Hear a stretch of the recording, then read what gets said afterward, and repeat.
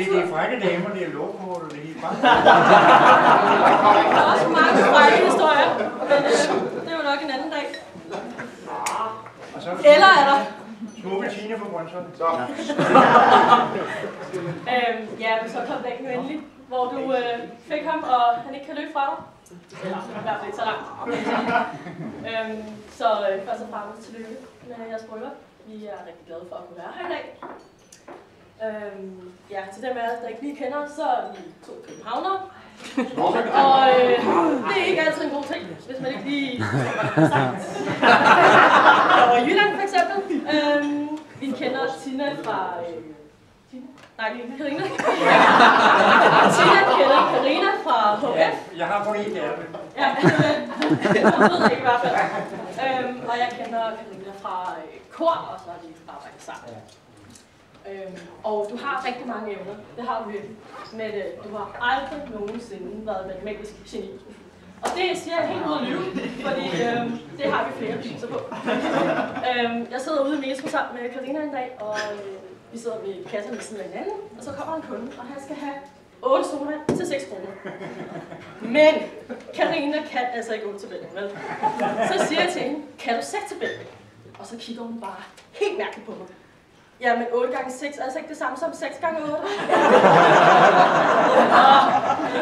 Okay, tænker jeg lige.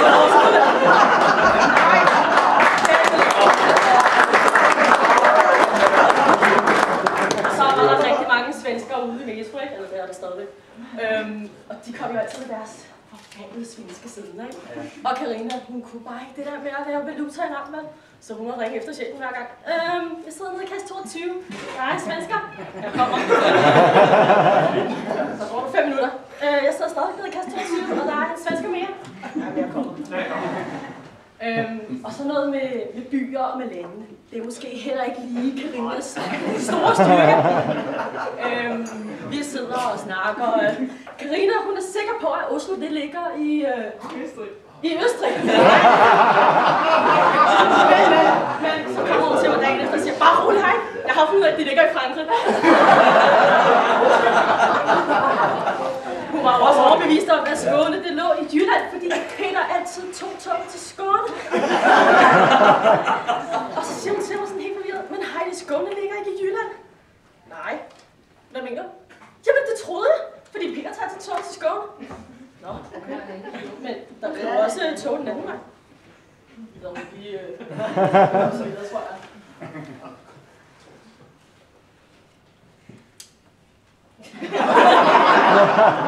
Ja, så har der også været mange sjove historier fra HF-tiden, blandt andet da vi var på skitur. Og lærerne, de var sindssyge, og de sagde, at vi skal bare lige ned ad den her lille bakke, og så ned til begynderbakken. Det viser sig, at det var en af de stejligste bakker. Og mig og Karina, vi kiggede på hinanden, og så tænkte vi, det gør vi ikke, det der løb i gang bremt. Så vi gik bare ned med skiene på nakken, og vandrede flere timer, indtil vi kom ned til begynderbakken. Og ellers har vi bjækket rigtig mange gange, så vi ikke havde at have tysk eller fysik. Og så tog vi ud og shoppede i stedet. Vi har også været ude at rejse sammen, og det er sgu også en fest i sig selv, det er ikke bare at rejse, Karina, altså. Vi har været på kost sammen, og dig og Tina har været på ruter sammen. Og ja, altså, Karina må blive god til at feste, ikke? Altså, det er til den lyse morgen, og med fingrene op i luften, og gak og gøj hele vejen igennem. Men livet er jo ikke altid en fest, og nogle gange så mister man nogle folk, man holder rigtig, rigtig meget af. Men så er det godt, du fandt Peter, som kunne erstatte et tomrum, eller i hvert fald prøve på det. Og selvom hun ikke kunne være her i dag, Karina, din mor, så er vi sikre på, at hun kigger ned på her i dag og er til stede faktisk. Og vi er sikre på, at hun vil være stolt af, hvor du er kommet i dag, og er glad for det valg, du har truffet med hensyn til Peter. Og vi er også glade for det valg. Da der var Karina, hun første gang kom og fortalte min mor og far, at hun havde fundet en lyde, så kiggede min mor bare på Karina og siger, hvis han gør noget, så siger du bare til ham. Og jeg er ikke bange for at bruge det. Så Peter, din mor, hun ved, hvor du bor. Og hvis du nogensinde skulle være så uheldig og komme til at gøre Karina ked af det, så siger jeg bare, at hun har en ond højre arm. Og selvom du bor i Jylland nu, så skal du ud, Karina, så ved du, hvor jeg er. Og du kan altid ringe, og selvfølgelig er jeg der ikke lige sådan. Så tager toget snart på 4 timer, så er jeg. Men vi har lavet sådan en lille kasse til jer, som står over på bordet. Og den må I åbne om et år. Om et år, ja. Og så ligger der sådan nogle meget, meget fine Jørgen Clevin-hjerter derovre. Og dem har vi nemlig siddet og lavet i toget. De er ikke skide kønne, vil jeg sige. Men hvis I sidder i løbet af aftenen lige og skriver en lille hilsen og lægger ned i kassen, så har Karina og Peter noget at kigge på til næste år, når I åbner kassen.